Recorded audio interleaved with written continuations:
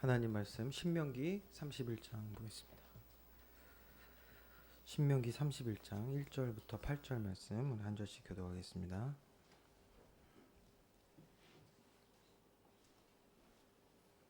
신명기 31장 1절부터 8절입니다. 또 모세가 가서 온 이스라엘에게 이 말씀을 전하여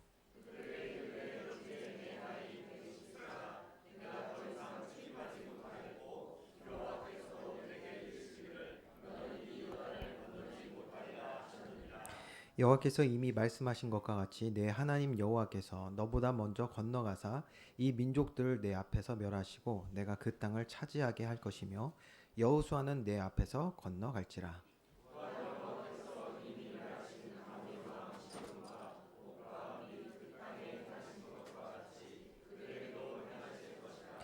또한 여호와께서 그들을 너희 앞에 넘기시리니 너희는 내가 너희에게 명한 모든 명령대로 그들에게 행할 것이라.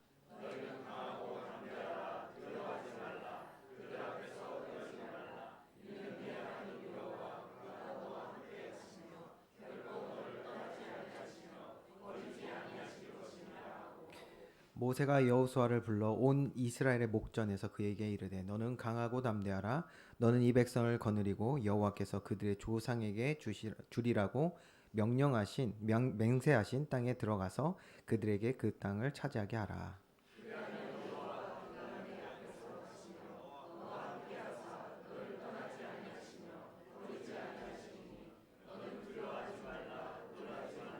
아멘. 우리 옆에 분들과 인사하겠습니다. 하나님 주시는 큰 은혜와 사랑 넘치는 예배 됩시다. 아멘. 행복하고 즐거우시네요. 인사를 자주 해야겠어요. 분명한 사실은 이 시간 하나님이 부르신 우리 주의 자녀들에게 하나님의 모든 관심이 있다는 것입니다. 제가 며칠 전에 우리 막내딸 마지막 유치원 발표회를 다녀왔는데 많은 아이들이 그 발표를 하잖아요. 그래서 이것저것 하겠죠. 그러나 제 최대 관심은 오로지 제 딸이었습니다. 걔만 보여요, 걔만. 예. 걔를 보고 있는데 또 저희를 또 찾더라고요. 찾더니 웃으면서 손 한번 흔들어 주는데 어찌나 행복하던지. 무슨 말이냐? 오늘 이 시간 하나님과 교제하는 이 예배 시간에 하나님이 저와 여러분에게 큰 은혜와 사랑을 안 주실 리가 없겠죠. 아무리 우리가 못된 짓 하고 또 말 안 듣고 불순종해도 사랑하는 자녀이기 때문에 그렇죠? 저와 여러분을 사랑하시기 때문에 뭐다? 밥은 주신다. 굶기지 않으시겠죠. 성경에 그렇게 쓰여 있습니다. 악한 자라도 자기 자녀에게 좋은 것을 준다. 하물며 너희 아버지 하늘 아버지가 안 그러시겠냐? 이렇게 말씀하셨죠. 그렇습니다. 하나님은 오늘도 우리에게 가장 필요한 것 그리고 가장 좋은 것을 주시기 원하시는 줄 믿습니다. 그러면 여러분 성경에서 하나님이 자기 사랑하는 자녀에게 가장 필요한 것은 그럼 뭐라고 생각하실까요? 그것이 바로 사망에서 생명으로 옮겨지는 것입니다. 이게 가장 필요해요. 사망에서 생명으로 옮겨지는 것. 저와 여러분요. 우리가 언제까지 이 땅에 머무르는지 아무도 알 수 없습니다. 어떤 일이 내일 발생할지 모르겠어요. 그렇죠? 약간 우리가 불감증 갖고 있는 것도 있지만 우리나라는 여전히 전쟁의 위협도 있습니다. 저는 러시아 전쟁을 보면서 순간순간 생각해요. 저게 왜 우리나라의 상황이 되지 않을 리가 없지 않나라는 생각도 하게 되거든요. 뭐 그런 여러 가지 일들, 또 자연재해, 여러 가지 개인의 문제. 성경 말씀 그대로입니다. 모든 사람은 한 번은 반드시 죽게 돼 있어요. 그러나 그 때는 우리가 알지 못합니다. 그런데 만약에 우리가 죄 가운데 살다가 하나님 만나지 못한 채 우리의 마지막 날을 맞이하게 된다. 그러면 어떻게 되겠습니까? 하나님과 영원히 분리되는 거거든요. 죄의 문제를 해결하지 못한 사람은 하나님과 영원히 분리돼요. 영원한 감옥. 이거 성경 지옥이라고 말합니다. 지옥 가는 거예요. 그러니까 사랑하는 자기 자녀에게 가장 필요한 건 뭐냐면 사망에서 생명으로 옮겨지는 것입니다. 이게 가장 중요한 거예요. 그렇게 되면 안 되니까. 영원히 분리되면 안 되니까. 그래서 우리에게 가장 귀한 독생자 예수 그리스도를 내어주신 줄 믿습니다. 우리에게 가장 필요한 거예요. 나를 대신하여 나의 죄를 사하여 주신 예수 그리스도. 내가 죽어야 될 그 십자가에 예수님 대신 죽으심으로써 우리에게 생명 주셨잖아요. 이거보다 필요한 게 있습니까? 가장 중요한 것이죠. 자, 그리고 하나님은 우리에게 또 필요한 것뿐만 아니라 가장 좋은 것도 주시는 사랑의 하나님이시잖아요. 우리에게 가장 좋은 것은 또 무엇입니까? 성경은 이것을 의의 옷이라고 말하고 있습니다. 의의 옷. 죄송합니다. 이제는 더 이상 죄와 사망 아래 살아가는 마귀의 종이 아니라 하나님 자녀로 우리를 양자 삼아 주셨다는 거예요. 의의 옷을 입혀 주신 거예요. 그뿐입니까? 저와 여러분 이제 내버려두지 않으세요. 우리를 가르치시고 인도하시고 또 보호하신다. 아멘이십니까? 하나님 우리 사랑하시니까. 그리고 이제 하나님 자녀된 저와 여러분이 그 자녀된 삶을 살기를 간절히 원하셔서 우리에게 말씀을 주시는 거예요. 바른 길 갈 수 있도록 우리를 가르치시고 인도하시는 거잖아요. 자, 그런데 여러분 어떻습니까? 말씀에 순종하는 것이 쉽다? 어렵다? 지난주에 질문했잖아요. 다시 질문해야 돼요. 왜? 한 주가 지났으니까. 한 주가 지났으니까 한 번 더 질문해요. 여러분 말씀대로 사는 것이, 순종하는 것이 쉬우십니까? 어려우십니까? 한 주가 지났는데도 어렵습니다. 그렇죠? 모든 성경 인물들이 다 비슷한 고백을 합니다. 제가 어제 토요일 날 예배가 하나도 없었어요. 그리고 공사도 지금 교회 공사하는 것도 목금이 굉장히 추웠잖아요. 그래서 금요일부터 이제 공사가 마무리되고 지금 휴식기를 갖고 있거든요. 그래서 월요일까지 쉬고 화요일 날 공사도 진행되고 그런 상황이었는데 갑자기 제가 설교 준비를 열심히 하는 토요일 그 시간에 전화가 한 통이 옵니다. 우리 전사님한테 전화가 오더라고요. 목사님 큰일 났대. 목소리만 들어도 벌써 큰일 났어. 야, 이거 뭐가 있구나. 여러분 전화 안 하던 사람이 전화하면 불안하고요. 전화를 자주 하는 사람이 다급하게 전화해도 불안해요. 아, 뭔가 다급해 목소리가. 왜 그러세요? 그랬더니 교회 전기가 다 안 들어온다는 거예요. 전기가 다 안 들어와. 야, 큰일 났구나. 왜? 오늘 예배 있죠? 내일 성탄 감사 예배 있는데 전기가 안 들어와. 근데 공사 그 현장에선 사람들 다 빠져나갔어. 나가면서 그런 말을 했다는 거예요. 아, 뭐 이제 뭐 어쨌든 23일부터 뭐 별일 없겠죠? 별일이 생겼어.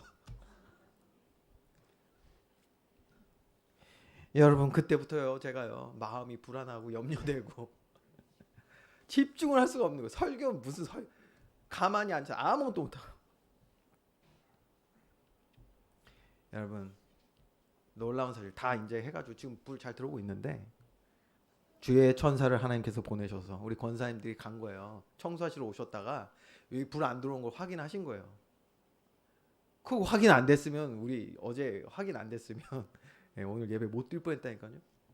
근데 하나님이 그 보내서 확인하게 하고 그래서 우리 장로님들도 나오시고 집사님들 나오셔서 확인하고 그래서 문제를 해결했는데 아주 별것도 아닌 문제였어요. 근데 어쨌든 해결 잘해가지고 이렇게 됐는데 그 사이에 저는요 너무 불안한 거예요. 그 전화 잘 해결됐습니다. 그 전까지요 불안해서 아무것도 못해.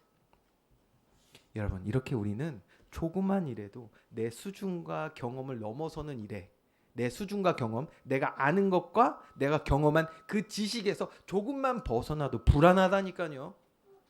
왜요? 제가 왜 불안할까요? 내가 아는, 내가 육신으로 알고 있는 지식과 경험에서 그 지식에서 반응하니 제 감정은요 나올 수 있는 게 불안과 염려밖에 없더라고요. 어떠십니까 여러분? 이게 저만의 얘기일까요? 쉽지 않습니다. 그럼에도 불구하고 여러분 그럼에도 불구하고요. 이렇게 우리가 말씀에 순종하는 것이 어려운 부분이 있단 말이에요. 그런데 하나님은 이미 우리에게 말씀 다 주시잖아요. 하나님이 어떻게 우리의 삶 가운데 일하시겠다고 말씀 다 주시는데 어렵다고 여러분 불순종하는 삶을 계속 살아가시겠습니까? 여러분 말씀을 순종해야 되는 이유는 여러 가지가 있습니다. 그런데 그 중에서도요. 하나님께서 우리가 지난 시간에 말씀 봤지만 말씀대로 하나님 성취하시기 때문에 말씀 따라 하나님 자녀된 삶을 우리가 잘 회복해 나가면 하나님 풍성한 은혜를 축복을 더하실 줄 믿습니다. 그런데 우리가 하나님과 멀어지는 삶, 죄 가운데 행하게 되면 하나님은 그 죄에 대하여 반드시 심판하실 수밖에 없어요. 우리를 사랑하시지 않기 때문이 아니라 죄에 대한 하나님의 심판을 하실 수밖에 없어요. 그게 하나님의 정의고 공의입니다. 그러니까 하나님께서는 죄 가운데 행하지 말라 우리에게 미리 말씀해 주시잖아요. 죄를 멀리하라. 그리고 하나님의 말씀을 가까이 하라. 말씀하시는데 그런데도 안 들어요. 말씀을 가까이 할 때 하나님께서 축복 주시겠다고, 또 죄를 가까이 하면 하나님 심판하실 수밖에 없다고 말씀하시는데도 우리는 말씀을 들으려 하지 않아요. 가까이 하지 않는단 말이에요. 왜 그랬다고요? 사실은 들리지가 않는 거예요. 지금 하나님의 말씀이 믿어지지가 않아요. 왜 안 믿어지냐? 믿는다는 건 감정이 들어가는 거거든요. 왜 안 믿어지냐? 안 들리는 거예요. 안 들려요. 중요하지 않는 것이죠. 사람들이 말씀에 순종하지 못하는 이유는 뭐냐면 우리 지난 시간에 나눈 것처럼 말씀이 어려워서가 아닙니다. 그리고 제가 말씀드렸잖아요. 말씀이 혹 어렵더라도 내게 정말 필요하다고 깨닫고 믿는다면 죽을 힘을 다해서 한다니까요. 제가 지난 시간에 밀가루 얘기를 드렸는데 밀가루 음식을 뭐 한의원 이런 데 가면 다 똑같아 하는 얘기. 밀가루 끊으래. 아이고 우리가 그게 어렵다는 걸 다 아는 거예요. 그러니까 의사들이. 제가 근데 또 어려워하는 것 중에 하나 커피인데 제가 한번 좀 건강에 신호가 온 적이 있어가지고 한 달 동안 제가 커피를 끊어봤어요. 놀랍지 않습니까? 한 달 동안이나 커피를 끊었다니까요. 이제 안 놀라시네. 해보세요. 그게 얼마 어려운데. 전 했어요. 해봤어요. 혹시 한 달 동안 다이어트 해보신 분? 존경합니다. 저는 그런 분들을. 야 어떻게 다이어트를 한 달 동안 하지? 근데 제가 한 달 동안 커피를 끊어봤어요.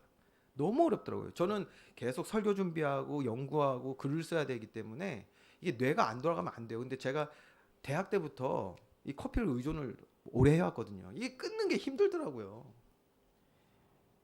근데 죽을 힘을 다해서 30일 동안 커피를 끊은 적이 있었어요. 왜? 필요하니까. 절실하니까.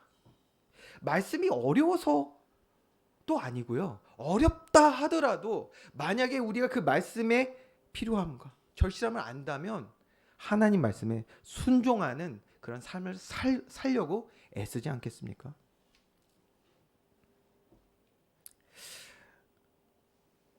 그렇기 때문에 문제는요. 말씀이 어렵다 쉽다 그게 아니에요. 말씀에 반응하지 않는 내 지정의가 문제라는 거예요. 내 지식과 감정이 하나님 말씀에 반응을 안 해요. 그렇죠. 죄 아래 태어난 모든 인간은 보이지 않는 세계, 하나님의 세계에 대해서 완전 무지하여 그 무지 속에 살아가게 되었기 때문에 대부분의 사람들은요. 보이는 세계가 그러니까 전부라고 생각하며 여기에서만 지식과 경험을 쌓는 거예요. 보이는 세계가 전부예요. 하나님의 세계 몰라요. 지식이 없어요, 여러분. 하나님의 세계에 대해서 몰라요.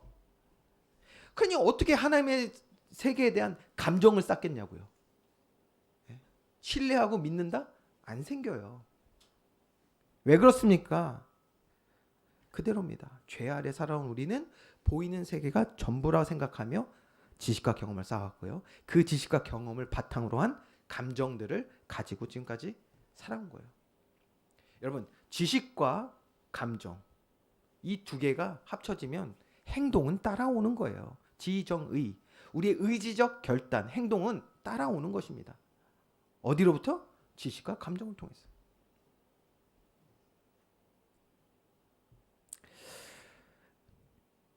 참 이게 아주 중요한 부분입니다. 왜냐하면 이렇게 지정의가 보이는 세계에만, 육신 세계, 보이는 세계에만 하고만 교제하며 육신에만 반응하게 되기 때문에 하나님 말씀에 순종하기가 어렵다. 그렇죠. 예수님을 우리가 믿어서 생명 얻기 전까지는, 그러니까 그게 너무나도 당연한 말인 거예요. 하나님 말씀에 반응조차 할 수 없는 것. 이해가 되시죠? 네. 반응조차 할 수 없었어요. 예수님 믿기 전에는. 그런데 말했잖아요. 하나님께서 사랑하는 저와 여러분을 사망에서 생명으로 옮기신 줄 믿으시기 바랍니다. 생명 얻었어요. 아니, 생명 얻기 전에는 영적으로 죽어 있었으니까 우리가 하나님 말씀에 우리의 지정의가 반응할 수 없었다. 이해되죠? 문제는 뭐냐? 구원을 받아 신앙생활을 이제 시작했단 말이에요. 성경 말합니다. 우리가 새 사람 되었다. 거듭났다. 니고데모가 그래서 물어봤어요. 아니, 엄마 뱃속을 어떻게 다시 들어갑니까? 여러분 내용 아시죠? 아니, 그 얘기를 하는 게 아니에요. 우리의 영혼이 사망에서 생명을, 새 생명 얻었다는 뜻이잖아요.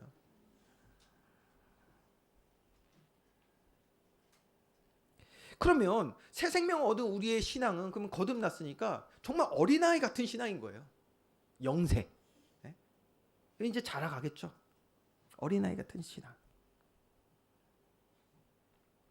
그러면 우리의 신앙생활 속에서 0세부터 7세 가장 중요한 게 뭐라고요?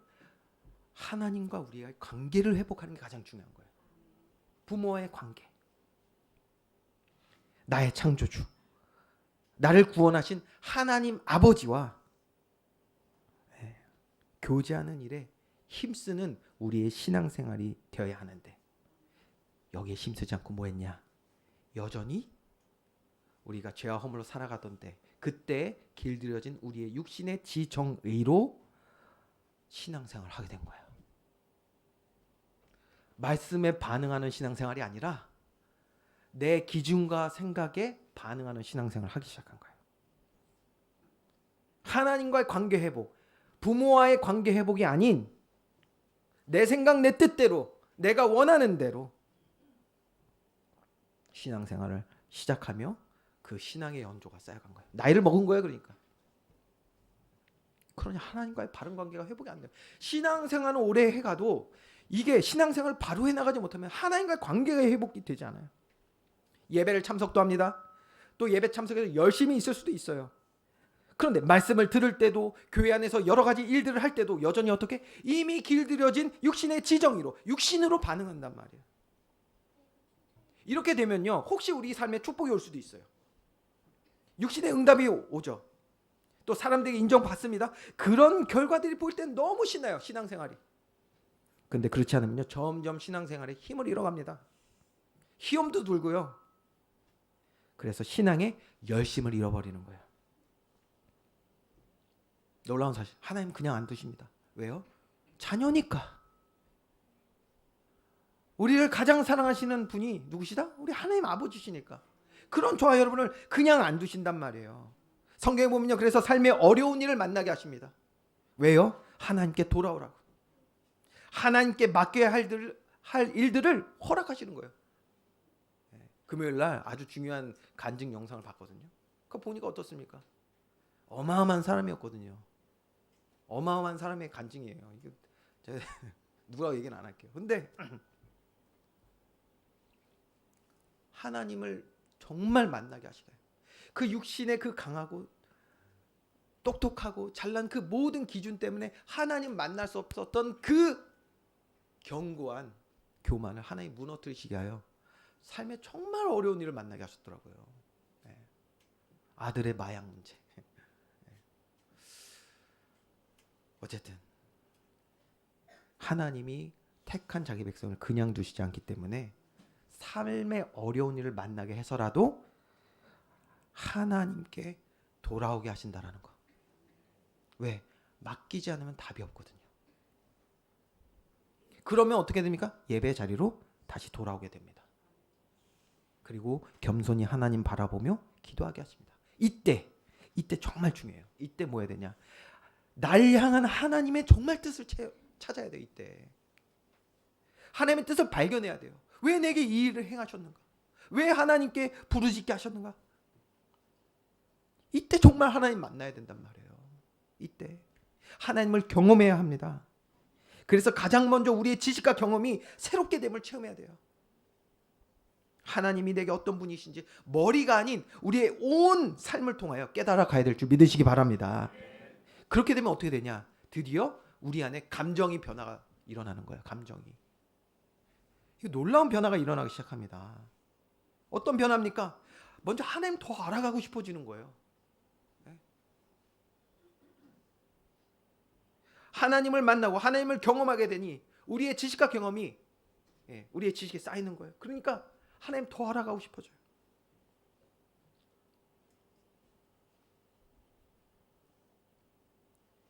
단순히 지식 쌓는 게 그렇기 때문에 아닙니다. 이게 무슨 말이죠? 하나님과 깊은 사귐을 갖고 싶어 하는 거예요. 하나님을 더 알고 싶은 거예요. 시간을 보내게 돼요. 여러분 그렇잖아요. 1부 때는 뭔가 분위기가 이상했어요. 이 얘기를 하는데 뭐냐? 연애 다 해보셨죠? 그랬더니 한국 문화가 그런가? 뭐 쑥스러워하더라고요 다들. 뭐 그런 얘기를.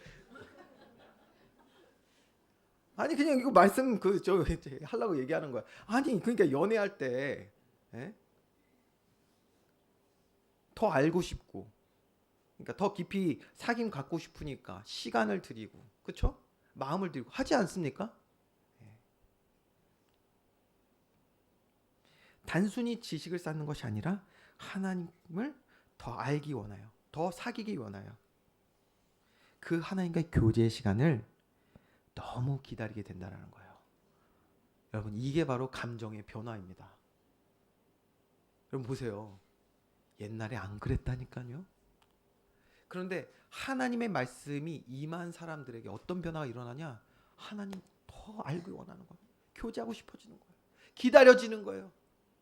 예배를 기대하고 소망하게 될 줄 믿으시기 바랍니다. 이거 엄청난 감정의 변화 아닙니까? 옛날에는 뭐 진짜요 무슨 끌려와. 멱살 잡고 끌려오는 것 같아. 앉아서도요 얼굴이 아니야. 감정의 변화가 일어나. 그리고 말씀 들으면서 이제 내게 행하시는 하나님의 은혜와 사랑을 알게 되니까요 너무 감사가 되고요, 기쁘고요, 말로 다 할 수 없는 하나님을 향한 나의 사랑이 회복돼요. 하나님이 날 이렇게 사랑하시는구나. 나도 주님 사랑합니다.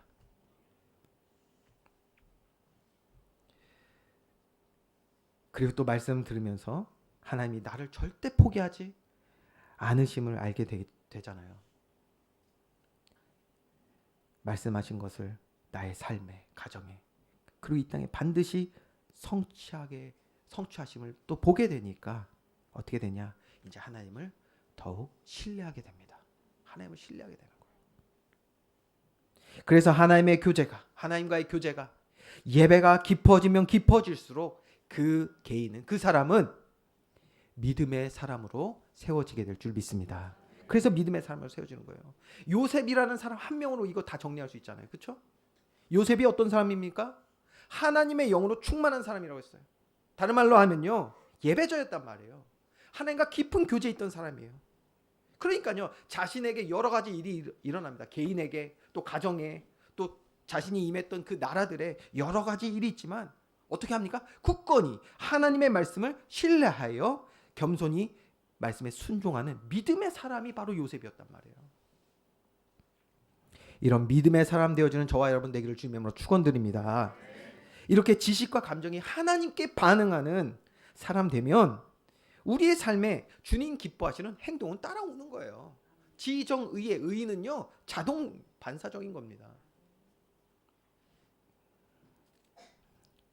예배, 하나님과 만나는 그 시간, 말씀 듣는 그 시간, 주님의 백성들과 함께, 우리 저와 여러분 이렇게 오늘 모였잖아요. 함께 찬양하고 기도하고 또 교제하는 모든 예배의 시간, 이 모든 시간을 가장 기대하고 소망하게 되는 것이 바로 믿음의 사람입니다. 하나님 우선 되시는 우리의 모든 삶이 되는 거예요. 그러니요 메마른 예배가 될 수가 없어요. 생기 넘치는 기쁨과 감사가 풍성한, 그래서 온 마음 다해 예배하는 예배자들의 축제 시간이 될 줄 믿으시기 바랍니다. 그러니까요 지금도요 여러분들이 예배 같이 이렇게 우리가 몰입하잖아요. 네. 그러니까요 웃으라고 해서 웃는 게 아니고요, 네. 기쁘라고 해서 기쁘는 게 아니에요. 억지가 아닙니다. 네. 울라고 해서 우는 게 아니에요. 하나님 우리가 알아가면 알아갈수록 우리의 감정이 변화되는 것입니다. 그러니까 말씀 듣는데 너무 기쁜 거예요. 말씀 듣는데 너무 감사해서 찬양하게 되고 눈물 흘리게 되고.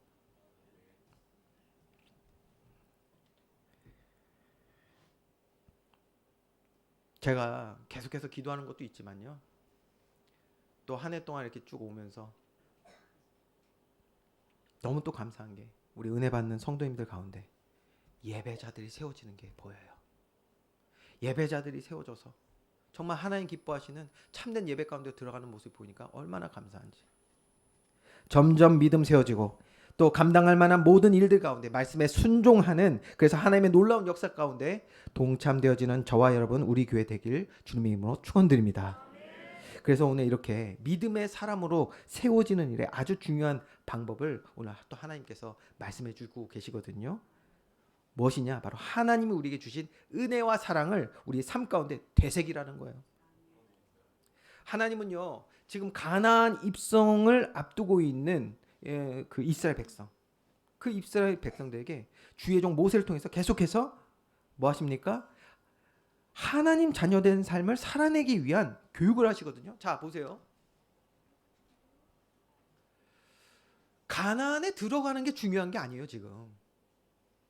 왜 그렇습니까? 가나안은 하나님 말씀하신 대로 주실 성취될 하나님의 언약의 말씀이니까 그래요. 그런데 가나안에 들어간 것보다 중요한 게 뭐냐면 택한 주의 백성, 구원받는 출애굽한 이스라엘 백성이 가나안에서 하나님 자녀로 살아가는 게 중요한 거예요. 아멘이십니까? 그래야 정복하고 다스린단 말이에요. 창세기 1장에 말씀하셨습니다. 죄 없는 온전한 주의 형상 가진 아담과 하에게 이렇게 말씀하셨어요. 생육하고 번성하여 땅에 충만하라.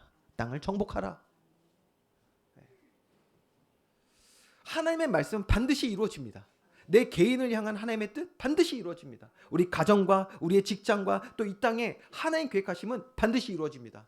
그런데 그 구원의 역사 가운데 동참하는 사람은 누구냐? 하나님 자녀된 삶을 회복한 사람입니다. 하나님은 이거를 중요하게 보시는 거예요. 가나안 입성 전에 그러니까 계속해서 가르치시거든요. 재교육하십니다. 그게 신명기인데 오늘 이제 읽은 본문의 말씀은 이제 신명기 마지막 장면에 거의 다 왔습니다.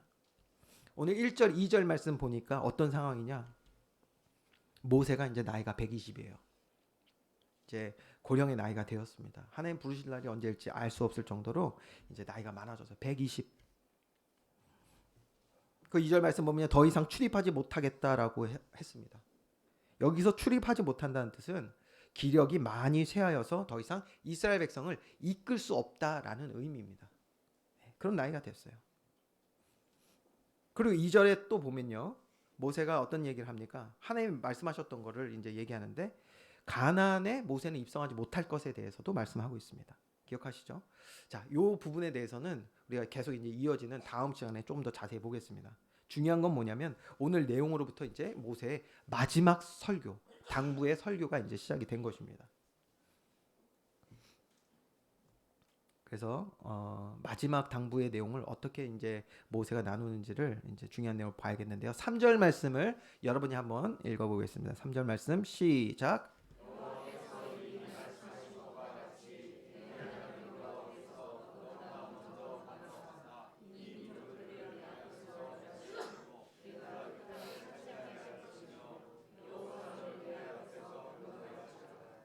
아멘.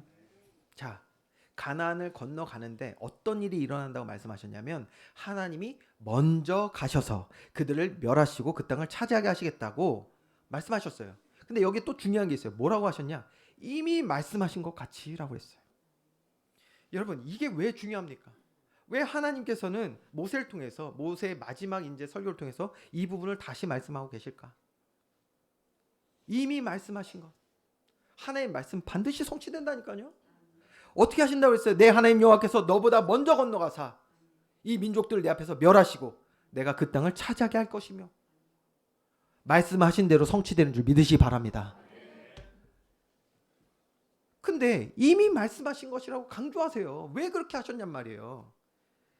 이 부분을 우리가 이해하기 위해서 다시 끄집어내야 되는 이야기가 있습니다. 그게 바로 가나안 정탐꾼에 대한 이야기입니다. 민수기 13장 30절에서 33절인데요. 여러분 잘 아시잖아요, 이 내용을.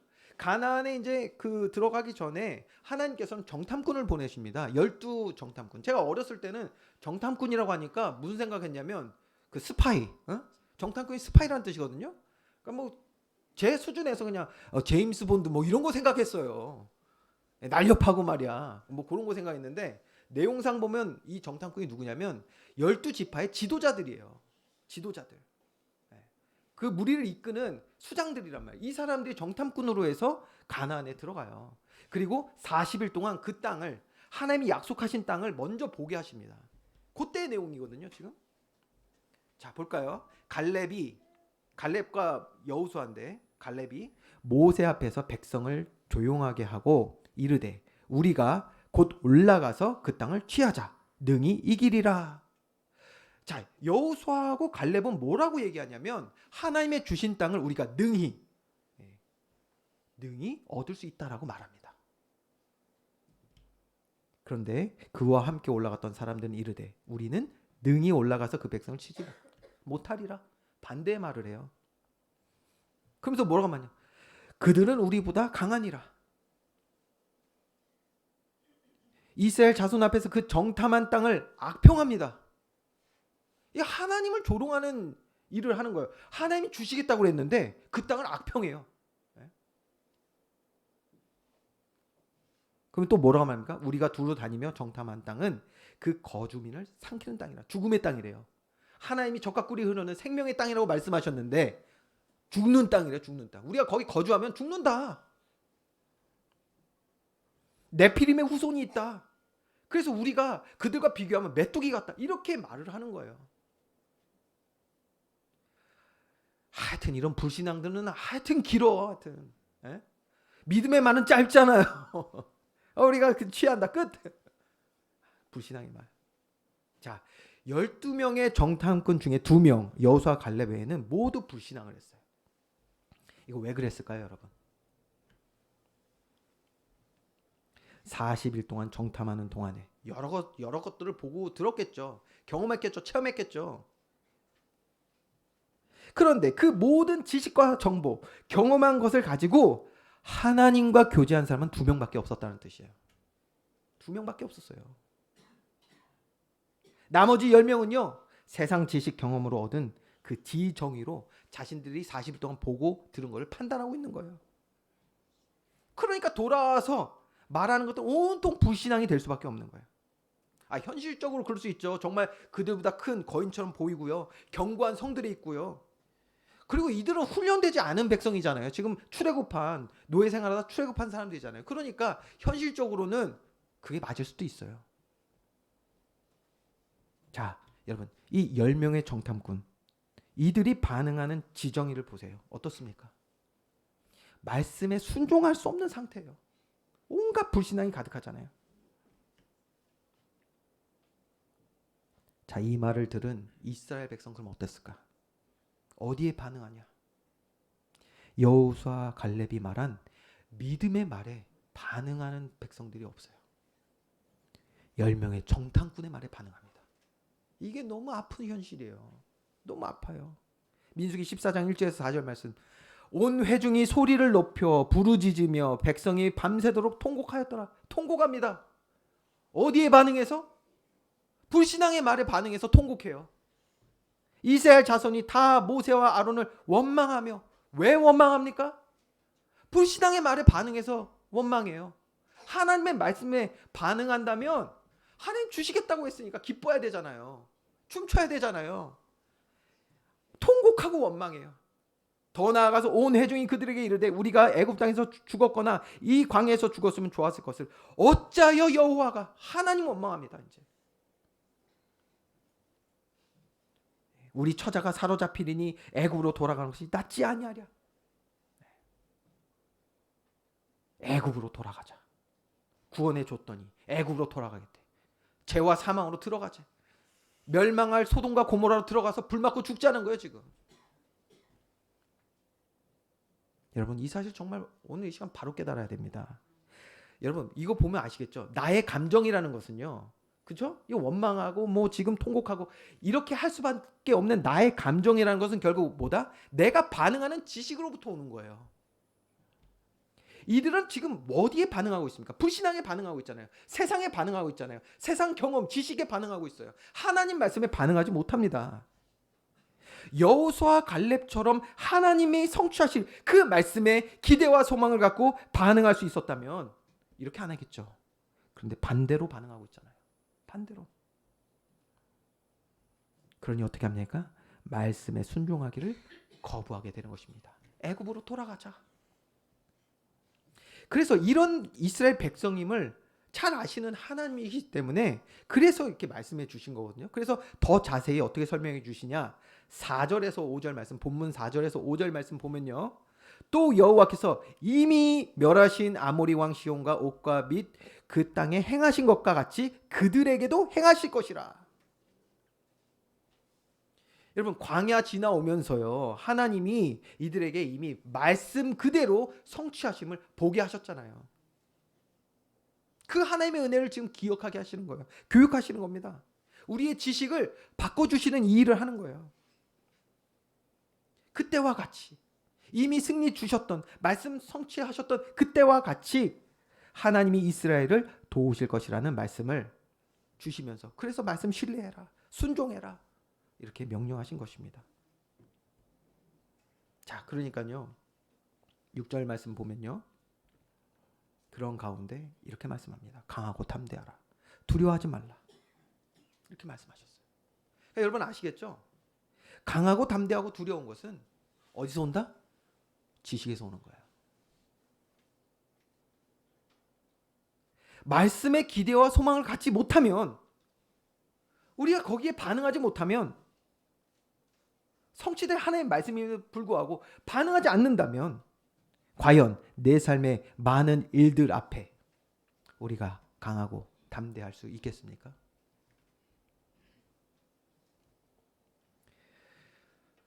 (7절) 말씀 보니까요, 하나님은 모세를 통해서 여호수아만 또 따로 부르십니다. 여호수아를 다시 부르시고요, 그리고 또 당부하세요. 우리 7절 말씀을 한번 같이 읽어볼까요? 7절 말씀 시작.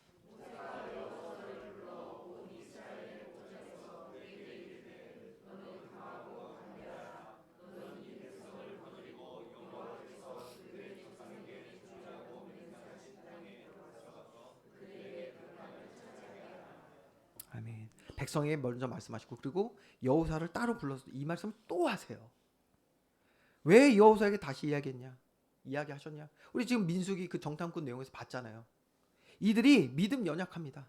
그들의 지정에는 육신에 너무나도 젖어 있어요. 그래서 하나님 말씀을 믿기보다는 세상 말에 민감하게 반응하는 자임을 하나님 아시잖아요. 그래서 이런 믿음 연약한 이스라엘 백성을 이끌어갈 지도자가 여호수아이기 때문에 여호수아에게 다시 말씀하시는 거예요. 육신에만 민감하게 반응하는 백성들이 하나님의 말씀에 반응하는 지정의로 바뀌는데 가장 중요한 역할을 할 사람이 바로 여호수아이기 때문입니다.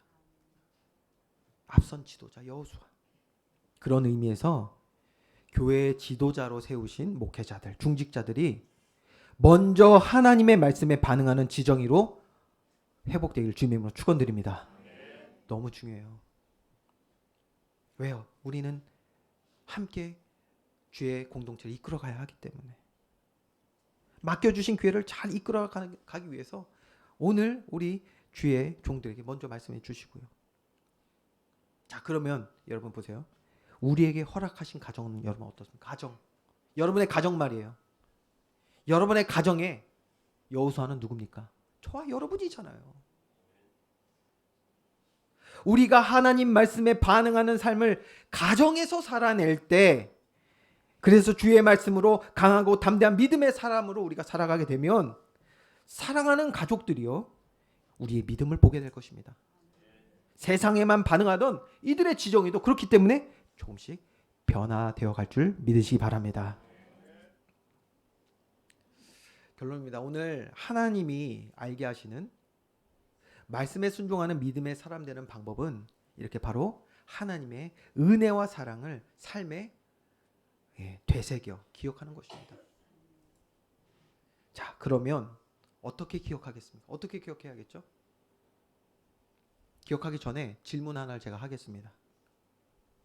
여러분, 저와 여러분에게 하나님께서 마지막으로 주신 하나님의 은혜와 사랑은 언제였습니까?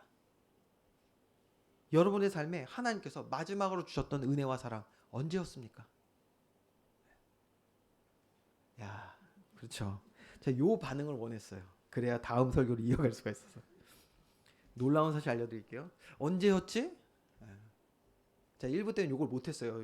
약간 연기하는 걸 좋아하는데 요걸 못해가지고 좀 아쉬웠는데 언제였지? 내가 마지막 하나님 주셨던 은혜와 사랑 언제였지? 2010년이었나? 2005년? 언제? 기억이 잘 안 나네. 놀라운 사실 하나 알려드릴게요. 사실 우리 모두는요 같은 답을 해야 합니다. 같은 답을. 하나님의 은혜와 사랑은 지금 이 순간에도 넘치는 줄 믿으시기 바랍니다.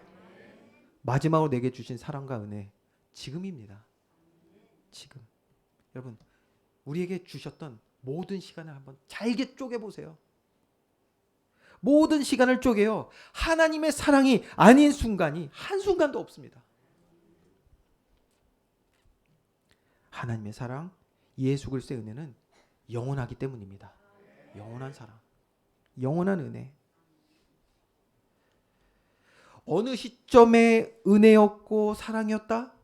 우리가 생각할 수 있어요. 아까 제가 말씀드린 2010년쯤이었나? 그게 하나님의 은혜 사랑 내가 깊이 느꼈던 때인데. 예. 물론 큰 사건으로 인해서 우리가 기억에 남는 그런 순간들이 있을 수 있습니다. 그런데 어쩌면요 그 순간들 내 육신의 지정에 반응했던 하나님의 은혜와 사랑을 그냥 기억하는 걸지도 모르겠습니다. 육신의 응답하심이 뭐 은혜고 사랑이 아니다 그런 말이 아니고요. 무엇이 먼저 돼야 하는지를 아시는 하나님이, 그 질서의 하나님이 우리에게 주시는 먼저 된 은혜는 바로 우리의 영혼이 잘 되는 것이라는 겁니다. 그래야 복을 받아도 복을 받고 누릴 수 있는 자가 되기 때문이죠. 이런 말 있잖아요. 어린아이에게 큰 것을 맡길 수가 없어요. 그렇잖아요. 어린아이에게 여러분 제가 이제 초등학교 가니까 지는 초등학교 가니까 뭐 되게 뭐 된 줄 알더라고요. 그 간다고 뭐 좋아합니다. 제가 다 말로 못해요. 걔가 하는 것들을 지금. 그래요. 뭐 초등학교 가니까 뭐 저희가 항상 그 얘기했어요. 야 이제 며칠 지나면 큰 학교가 이 큰 학교라는 걸 뺐어야 되는데 그런 아이에게 이제 1학년 된 아이에게 제가 100만 원을 맡길 수 있겠습니까? 안 되겠죠. 그렇죠? 맡길만 해야 되잖아요. 맞습니다. 하나님은요 우리에게 축복하시는 것도 하시지만 우리가 그 받은 축복을 누릴 수 있는 자가 되게 하시는 게 먼저란 말이에요. 여러분 되새겨야 할 하나님의 은혜와 사랑은 기억하세요. 육신의 지정의에서 반응했던 것을 기억하는 것이 아니라 우리가 하나님의 은혜와 사랑을 되새겨야 된단 말이에요. 근데 우리 육신의 지정에서 하나님 나에게 응답 주셨네 이런 결과 주셨네 그거를 기억하라는 게 아니에요. 이거 자칫 오해하더라고요 사람들이. 하나님의 은혜와 사랑을 우리 기억합시다 그러면 옛날에 주셨던 은혜, 옛날에 주셨던 축복과 응답 이게 아니고요. 나의 영혼을 살리시고 온전케 하시기 위해 오늘도 일하시는 하나님의 열심을 그것을 되새기라는 거예요. 그걸 깨닫는 거예요. 왜요? 하나님은 저와 여러분을 사랑하십니다. 저와 여러분을 가장 최고의 관심으로 바라보고 계십니다. 그리고 오늘도 가장 좋은 것, 가장 필요한 것 주기 원하셔서 풍성히 주시는 하나님이신 줄 믿습니다. 이거를 되새기라는 거예요. 이거를. 그러면 날마다 풍성히 주시는 하나님의 은혜와 사랑을 발견하고 되새기는 자가 되는 것입니다. 우리 로마서 12장 1절에서 2절 말씀 우리 읽고 마치겠습니다. 같이 읽겠습니다. 시작.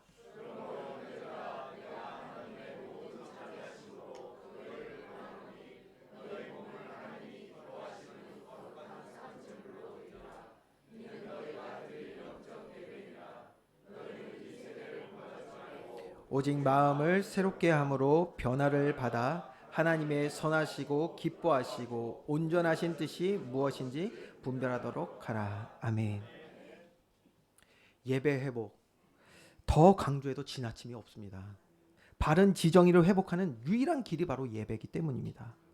그래서 저와 여러분 새해에도요.